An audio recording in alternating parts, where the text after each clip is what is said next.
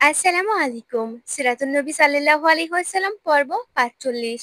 প্রিয় দর্শকবিন্দু, সিরাহ সিরিজের এই পর্বে আমরা জানব উমাইয়া খিলাফায়ের সময় ইসলাম কিভাবে পৃথিবীর এক প্রান্ত থেকে আরেক প্রান্তে ছড়িয়ে পড়ে, বিশেষ করে পশ্চিমে স্পেন বিজয়ের ইতিহাস, যা মুসলিম সভ্যতার এক গৌরব ও উজ্জ্বল অধ্যায়। এবার চলুন শুরু করি। উমাইয়া খিলাফায়ের রাজধানী ছিল দামেস্কে।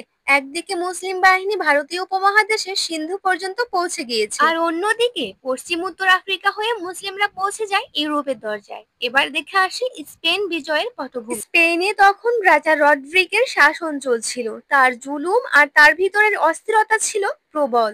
স্থানীয় জনগণ মুসলিমদের ন্যায়পরায়ণতার কথা শুনে সাহায্য কামনা করে। এবার দেখে আসা যাক তারিক ইবনে জিয়াদ।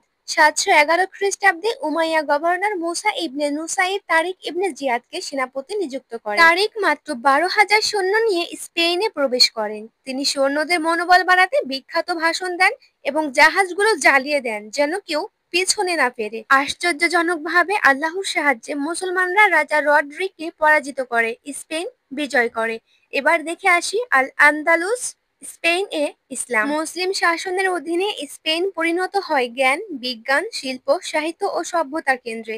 কুরআন, হাদিস, চিকিৎসা, গণিত, জ্যোতির্বিদ্যা, দর্শন সব ক্ষেত্রে মুসলমানরা অগ্রগতি করে। ইউরোপ পরবর্তীতে মুসলিম সভ্যতা থেকে জ্ঞান গ্রহণ করে রেনেসার পথে অগ্রসর হয়। আজকের পর্ব থেকে আমাদের শিক্ষণীয় বিষয় হচ্ছে মুসলমানদের প্রকৃত শক্তি আল্লাহর প্রতি তাওয়াক্কুল ও ঐক্যে নিহিত। তরুণরা চাইলে উম্মাহের ইতিহাস বিশাল পরিবর্তন আনতে পারে। ইসলাম যেখানে যায় সেখানে কেবল শাসন নয়, জ্ঞান, ন্যায় বিচার ও সভ্যতা পৌঁছে দেয়। হে আমাদের মহান প্রতিপালক, ইসলাম ও মুসলমানদেরকে ইজ্জত দিন, আমাদেরকে এই মহান দিনের প্রকৃত উত্তরাধিকারী বানান এবং কিয়ামতের দিন নবী সাল্লাল্লাহু আলাইহি ওয়াসাল্লামের সাথী হিসেবে কবুল করুন। এই ধরনের ইসলামিক ইতিহাস জানতে আমাদের চ্যানেলটি সাবস্ক্রাইব করে পাশে থাকা বেল আইকনটি বাজিয়ে রাখুন।